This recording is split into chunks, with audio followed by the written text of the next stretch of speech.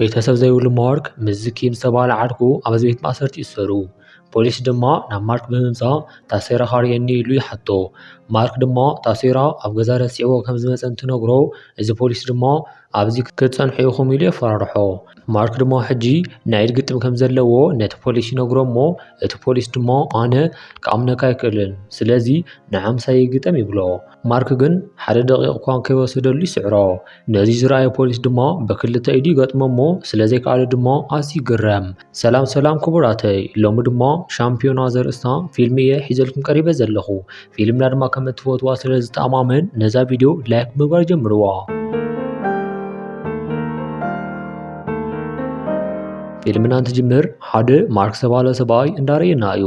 ማርክ ድሚ ሕጂ ንብዙሓት ዓመታት ኣሎ ዝተባህለ ናይ ኢድ ስፖርት ሻምፒዮና እንትኸውን ኣብ ስፖርት ድማ ህቡብነት ክብሪ ክረክብ ክኢሉ እዩ። ማርክ ግን ከምዚ ህቡብ ዝኾነ ኣብ ኮርያ ጥራሕ እዩ። ማርክ ሕጂ ኣብ ኣሜሪካ ዝሰርሕ እንትኸውን ስርሑ ድማ ኣብ ክለብ ናይ ሓለዋ ስራሕ እዩ። ኣብ ሰዓት ድማ ሓደ ኪም ዝበሃል ዓርኩ ንዓኻ እዚ ቦታ ኣይኸውንን ንስኻ ናይ ኢድ ግጥም ኢኻ ክትወዳደር ዘለካ በዚ ድማ ጠንካራ ኢኻ እንዳበለ ይዛረቦ። ማርክ ብዙሕ እኳ ዘይኣመነሉ ግን ድማ ናብቲ ግጥም ቦታ ይኸይድ። ኣብቲ ዝኸደሉ ቦታ ድማ ሓደ ሰብ ንዝመፅዎ ኩሎም ሰባት ብሬጋ እንዳሰዓረ እንዳፋነዎም እዩ። ኣብ ሰዓት ድማ ማርክ ናብኡ ይመጽእ እሞ ምዚ ሰብኣይ ንክገጥም ድማ ይውስን። ካብኡ ድማ ኣብቲ ከባቢ ዝነበሩ ሰባት ብዙሕ ገንዘብ ማርክ ይሰዓር ኢሎም የትሕዙ። ኪም ድማ ማርክ ይዕወት ኢሉ ይምደብ። እቲ ግጥም ድማ ይጅመር እሞ ማርክ ድማ ናይቲ ሰብኣይ ኢድ ሒዙ ኣይንቀሳቐስን ይብሎ።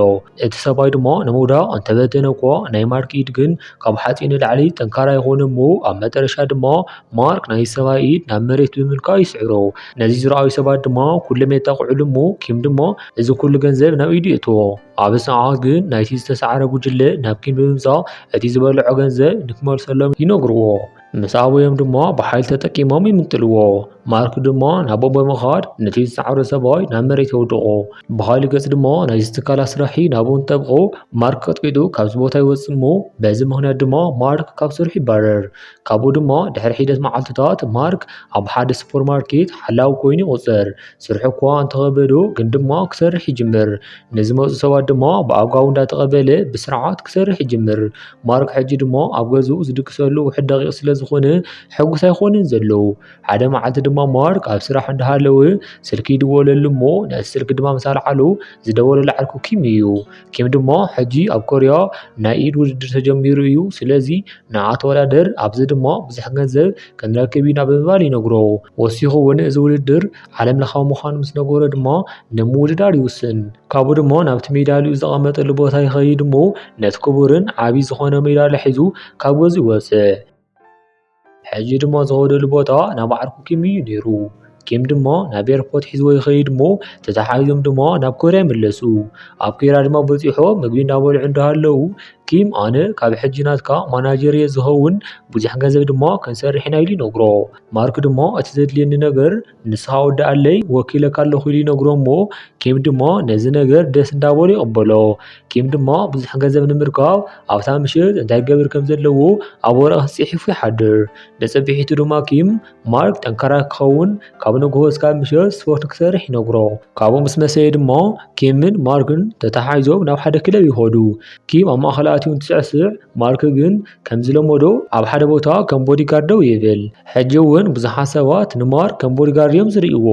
ካብኡ ድማ ኪምን ማርክን ካብቲ ክለብ ብምውፃእ ናብ መኪኖም ዝኣተው ኪም ንማርክ ከምዚ ክብል ይነግሮ። ኣብ መዕበይ ህፃናት ከም ዝዓበኻ ኩሉ ሰብ እዩ ዝፈልጥ። ኣነ ድማ ስለ ቤተሰብካ እንዳፀረይኩ እየ ዘለኹ። ዝኾነ ነገር ምስ ረኸብኩ ድማ ክነግረካ እየ ብምባል ድማ ይነግሮ። እንተኾነ ግን ማርክ ስለ ዝሓለፈ ነገር ከም ዘየገድሶ ይነግሮ። ምሸት ድማ ማርክ ካብ ዝደቀሰሉ ብምትሳእ ስልኩ ክርኢ ይጅምር እሞ ኣብ ሞባይሉ ድማ ናይ ቤተሰብካ ኣድራሻ እዚ እዩ ዝብል ሓደ ናይቲ ከባቢ ቦታ ዝሕብር ካርታ ይርኢ። ኣብ ሰዓት ድማ ማርክ ብዝረኣዮ ነገር ክሕጎስ ይጀምር። ብኻሊእ ገጽ ድማ ኪም ናብ ሓደ ቦታ ይኸይድ እሞ ናብቲ ዝኸደሉ ቦታ ድማ ናብ ሓደ ዮ ዝተባህለ ጋንግስተር እንትኸውን ኣብ ሊፍቲ ድማ ናብ ላዕሊ ብሓባር እንዳኸዱ እንዳሃለው ሓደ ስራሕ ኣለኒ ንሱ ድማ ማርክ ዝበሃል ሓደ ጀግና ሰብ ኣሎ። ነዚ ቆልዓ ድማ ኣብ ውድድር ኣእትዎ እሞ ብዙሕ ገንዘብ ከምፅአልካዩ ይብሎ። ዮ ግን ኣለው ካብ ዝበሃሉ ሕማቃት ጋንግስተራት ሓደ ስለ ዝኾነ ንምንታይ ብዘይፍቃድ ይትዕልለኒ ብምባል ናብ ታሕቲ ኣንጠልጢሉ ይኣስሮ። ይሃብካ ፎኪስ ብዝኾነ ብዙሕ ዝደኸም ኩሉ ስራሕ እዩ እሞ ኣነ እውን ናይ ድኻመይ ክረክብ ንስኹም እውን ንክትዘናግዑ ላይ ግበሩለይ ብዓብኡ ድማ ነዚ ቻናል ሳብስክራይብ ብምግባር ቤተሰብ ክትኾኑ ትኽእሉ ኢኹም ሰናይ ናይ ምዝንጋዕ መደብ ይኹነልኩም እዩ ኣብ ሰዓት ማርክ ቅድሚ ሕጂ ዝገበሮም ግጥማት እንዳራይ ዘሎ ኣብ ሰዓት ድማ እዩ ማርክ ጠንካራ ምዃኑ ካብ ቪድዮ ይርዳእ ንዘብሒቱ ድማ ማርክ ካብ ደቃ ተሲኡ ናብቲ ዝረኸቦ ኣድራሻ ይኸይድ ካብኡ ድማ ኣብ ሓደ ኣፓርታማ ክንኳሕኩሕ ደልዩ ደው ምስ በለ ክልተ ቆልዑ ብድሕሪኡ ደው ይብሉ ኣብ ሰዓት ድማ እቲ ዓብዪ ቆልዓ ንሓፍቱ ከምዚ ክብላ ይጅምር እዚ ሰብ ኣራዊት እዩ ስለዚ ክበልዐና እዩ ብምባል ድማ ኣፋ ይሕዛ ማርክ ድማ እቶም ቆልዑ ከይፈርሑ ብምባል ካብዚ ቦታ ቀልጢፉ ይኸይድ እቶም ቆልዑ ናብ ገዛ ኣትዮም ድማ ዮዋን ንዝተባሃለ ታዲኦም ሓደ ዓብዪ ኣራዊት ኢና ርኢና መፂና ብምባል ይነግርዋ እሞ ናብ መስኮት ከይዶም ድማ የርእዋ በሃሊ ገጽ ድማ ናብ ኪሚ ሓደ መሰጅ ይበፅሖ እሞ ከፊቱ ድማ እንትርኢ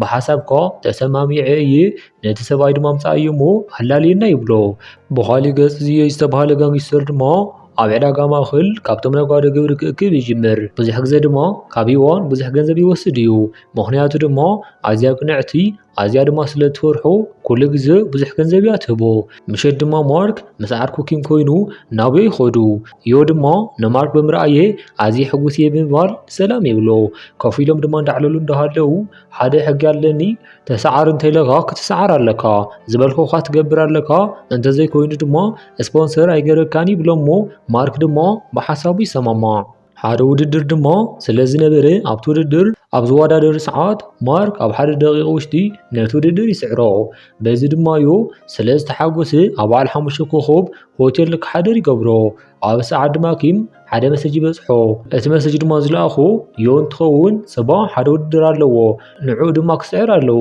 ካብ ጽባሕ ዝሓለፈ ግን ክሰዓር ኣለዎ ብምባል ይነግሮ ኪም ድማ ማርክ ኣይኸውንን ክብለኒ ኢሉ ኣዝዩ ፈሪሑ ናብ ሓደ እንዳ ምግቢ ወሲዱ ምግቢ ምስ ኣብልዑ ጽባሕ ክትስዕር ኣለካ ካብኡ ቀፂልካ ግን ከተሰዓር ኣለካ ኢሉ ይነግሮ እሞ ማርክ ድማ ዝኾነ ፀገም የብሉን ኢሉ ይምልሰሉ እሞ ኪም ድማ ኣዝዩ ሕጉስ ይኸውን ነዘብሒቱ ድማ ዮዋን ንደቃ ናብ ቤት ትምህርቲ ናይ ምሳሕ ሳልጣን ሂባ ተውፅኦም ኣብ ሰዓት ድማ ካብ ሓደ ሳንጣ ፎቶ ተውፅኡ እሞ ኣብቲ ፎቶ ድማ ሓደ ቆልዓ ምሳድዩ ንሪኦ ዮዋን ድማ ነቲ ፎቶ ትኹራ እንትሪኦ እዞም ቆልዑ ድማ ካብ ገዛ ወፂኦም እንዳኸዱ ኣብ ቅድሚኦም ንማርክ ይረኽብዎ እሞ ካብ ሕጂ ኩሉ ግዜ ኣብዚ እንተዳሪእናካ ናብ ፖሊስ ደዊና ክነእስረካ ኢና ኣንሕና ንፈርሕ ኣለና ኢሎም ይነግርዎ እሞ ይኸዱ ምሸት ድማ ማርክ ምስ ኪም ናብቲ ግጥም ዝካየደሉ ቦታ ይኸይድ ኣብ ሰዓት ድማ ሓደ ከምኡ ዝተባሃለ ጋሻ ይመጽእ እዚ ጋሻ ሰብኣይ ብዙሕ ግዜ ሻምፒዮና ዝኸውን እንትኸውን ኣብ ሰዓት ድማ ናይ ማርክ ዕለት ንምርኣዩ መጺኡ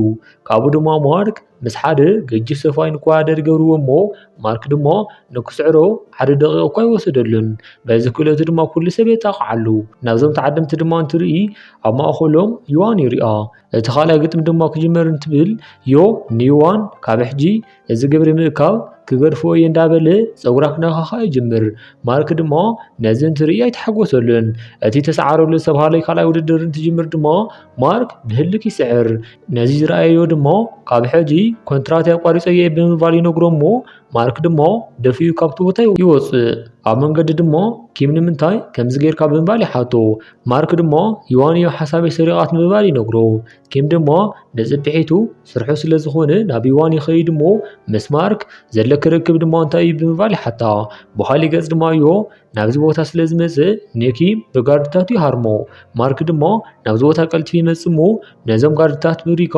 ንሕድሕዶም ይቅጥቅጦም ዮዋን ድማ ናብቲ ጋንግስተር ከይዳ እንተለመነት እኳ ጆ ግን ክእሰሩ ኣለዎም ብምባል ንክእሰሩ ይገብሮም ሕጂ ድማ ማርክን ኪምን ናብ ቤት ማእሰርቲ ኣትዉ ኣብ ሰዓት ድማ እቲ ሓደ ፖሊስ ንማርክ ታሰይርካ ርአየኒ ብምባል ይሓቶ ማርክ ታሰይሩ ኣብ ገዛ ከም ዝርስዑ እንትነግሮ እቲ ፖሊስ ድማ ናይ ግጥም ንክገጥም ይሓቶ ማርክ ድማ እንተደኣ ስዒርዎ ከም ዝፍንዎ ቃል ክኣትወሉ ምስ ገበሩ እቲ ውድድር ይጅምርዎ እሞ ማርክ ግን ኣዝዩ ሓያል ስለ ዝነበረ ነዚ ፖሊስ እውን ኣብ ደቂቃ ውሽጢ ይስዕሮ እቲ ፖሊስ ድማ ንክወፅእ ይፈቅደሉ እሞ እቲ ሓደ ፖሊስ ግን ኣይወፅእን ይብሎ ኣብ ሰዓት ድማ ዮዋን ናብዚ ትመፅእ እሞ ናይ ባዕላ ፓስፖርትን ናቱ ምስ ኣርኣያቶ ሓደ ፎቶ ድማ ኣምፂኣ ኣብዚ ትሪኦ ዘለካ ፎቶ ናቱ እዩ ኣብዚ ዘላ ድማ ኣዲኦ እያ ብምባል ተሪኦ እቲ ፖሊስ ድማ ነዚ ምስ ረኣየ وሓስ ስለ ዝኾነቶ ንክሰዶም ይውስን። ኣብ ሰዓት ድማ ዮዋን እትፈልጦ ኩሉ ንማርክ ትነግሮ ኣድዩ ቅድሚ ዓመታት ከም ዝሞተትን ንሳ ድማ ጓል ሰበይቲ ኣቡኡ ከም ዝኾነት ትነግሮ። ዋላ እኳ ማርክ ብሞት ወላዲቱ ተሓዘነ ግን ድሞ ንኹሉ ክኢሉ ናብ ናቶም ገዛ ይኸይድ። ማርክ ሕጂ ምስቶም ቆልዑን ምስ ዮዋንን ብሓጎስ ክነብር ይጅምር። ማርክ ዝተፈላለዩ ምግብታት እንዳበሰለ ዝህቦም እንትኸውን ኣዝዮም ድማ ይፈትውዎ። ማርክ ናብ ዝተፈላለዩ ምድላዋት እንትፅዋዕ እውን ማርክ ምስኦም ሓቢሩ እዩ ዝኸይድ።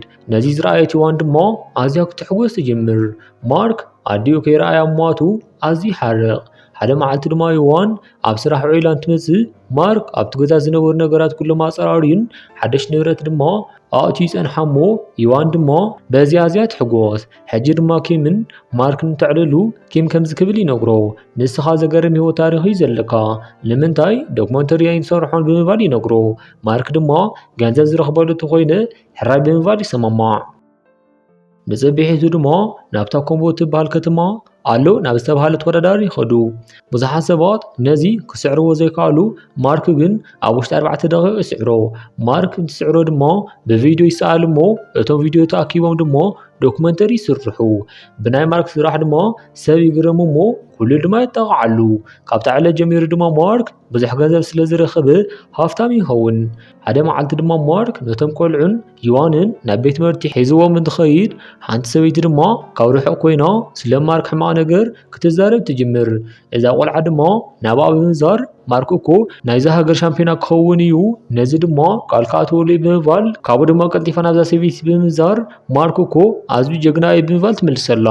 ባህሊ ገጽ ምሸት ድማ ማርክን ኪምን እንዳዕለሉ እዮም። ካብኡ ድማ ኪም ንኣቦ ቻው ይብሎ። ናይ ኪም ኣቦ ድማ ከቢድ ስራሕ ዝሰርሕ እንትኸውን ስርሑ ድማ ህይወቱ ንከመሓይሽ ሓላዊ ኮይኑ ይሰርሕ። ሕጂ ድማ ቀልጢፉ ኪም ናብ ማርክ ይምለስ እሞ ናይ ወላድየ ስራሕ ትሪኦ ኣለኻ ኣነ ድማ ገንዘብ ክፈቱ ዝገበረኒ እዚ እዩ ንወላድየ ድማ ካብ ድኽነት ኣውፅኤ ብሓጎስ ከንብሮ እየ ብምባል ንማርክ ይነግሮ። ማርክ ድማ ብናይ ኪም ነገር ይድነቕ እሞ ናይ ኪም ሕልሚ ንምስኻዕ ድማ ይውስን። ማርክ ድማ ሕጂ ናብ ገዙ ይኸይድ እሞ ናይ ዮዋን ወዳ ድማ ሓደ ጽሑፍ የርእዮ እሞ እዚ ጽሑፍ ድማ ቅድሚ ሕጂ ናይ ማርክ ኣድዩ ዝሓፈቶ ንወዳ ዝወሃብ ደብዳቤ እዩ ነይሩ።